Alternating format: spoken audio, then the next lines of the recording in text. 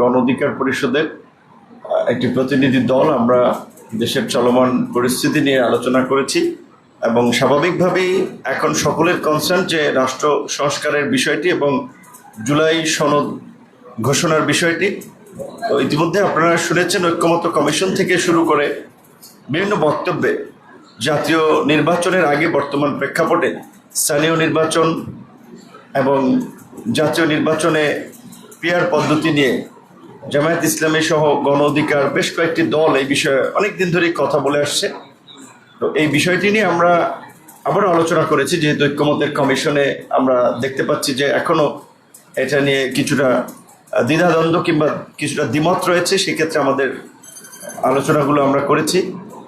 পাশাপাশি ফ্যাসিবাদের পতনের পরে মানুষের যে একটা ইতিবাচক পরিবর্তনের স্বপ্ন বাংলাদেশে বর্তমান প্রেক্ষাপটে যে বিষয়টি নিয়ে সাধারণ মানুষ খুব অতিষ্ঠ এবং অনেকে ক্ষুব্ধ হচ্ছে যে বিভিন্ন জায়গায় দলবাজি, দখলবাজি, চাঁদাবাজি, দুর্নীতি এগুলো বন্ধে এবং এগুলোর প্রতিকারে আমরা পরস্পর কীভাবে কাজ করতে পারি এবং স্বাভাবিকভাবেই দেশের চলমান পরিস্থিতি থেকে শুরু করে আগামী জাতীয় নির্বাচন সব বিষয়গুলো নিয়ে আলাপ আলোচনা হয়েছে এবং দেশ জাতির বৃহত্তর স্বার্থে এই জুলাইয়ের অংশীজনরা আমরা কিভাবে পরস্পর কাজ করতে পারি সেই বিষয়গুলো নিয়েও আলাপ আলোচনা হয়েছে।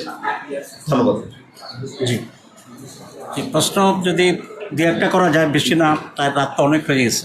দু একটা প্রশ্ন যদি আপনার করতে চান। জাতীয় নির্বাচনে পিআর পদ্ধতি নিয়ে কি আপনারা কি এক জায়গায় এসে পৌঁছেছেন?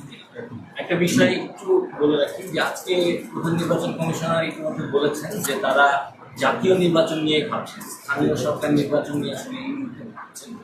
এই বিষয়টাকে আপনারা আসলে কিভাবে দেখছেন, যেহেতু আপনারা এই ওনার ব্রিফিং এর পরেই বৈঠক? জি, আমরা আগামী নির্বাচনে পিআর পদ্ধতির ব্যাপারে আমরা একমত হয়েছি, আমরা দুই দলে একমত হয়েছি এবং সেটা অর্জনের জন্য আমরা সামনে আরও ভূমিকা রাখব। এটা নির্বাচন কমিশনের বক্তব্য, কিন্তু আমরা মনে করি এবং দেশবাসীর অধিকাংশ মানুষই এটা আশা করে যে আমাদের স্থানীয় নির্বাচনটি আগে হবে, কারণ মানুষ অনেক সাফার করতেছে, তাদের সাফারিং দূর হওয়া উচিত। 2 নম্বর, আমরা যে কেয়ারটেকার সরকারের যে আলোচনাটি হচ্ছে এবং যেটাতে আমরা ঐক্যমত আছি, সেখানে এটাও আছে যে স্থানীয় সরকার নির্বাচন এবং জাতীয় নির্বাচন কেয়ারটেকার সরকারের অধীনে হইতে হবে।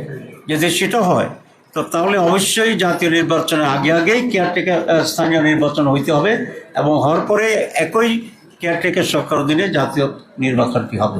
সেটা সিএসসি বলছে যে গভর্নমেন্ট চাইলে আমরা 2 নম্বর হচ্ছে যে সিএসসি যেটা বলেছেন, আমি এখন বললাম যে যদি গভর্নমেন্ট চায় তাহলে তারা জাতীয় নির্বাচনের আগেই স্থানীয় নির্বাচন করতে তারা সক্ষম আছে এবং সেটা করতে পারবে। সুতরাং সরকারের কাছে আমাদের এই স্পষ্ট বক্তব্য এবং দাবি, অধিকাংশ মানুষকে রিপ্রেজেন্ট করে যে দলগুলো, তারা সম্মিলিতভাবে এখন পিআরের পক্ষে। সুতরাং এটাকে কনসিডার করে আমি মনে করি সরকার আগামী নির্বাচন পিআরের মাধ্যমে করবেন, এটা আমরা আশা করি। এবং না হলে সেটা আদায় করার জন্য আমরা কনস্ট্রাকটিভলি আমরা প্রচেষ্টা চালিয়ে যাব ইনশাআল্লাহ। জি, আত্মপ্রশ্ন মৌলিক প্রশ্ন তো একটা দুইটাই। ধন্যবাদ। Thank you. ভিতরে এই গণ অধিকার পরিষদের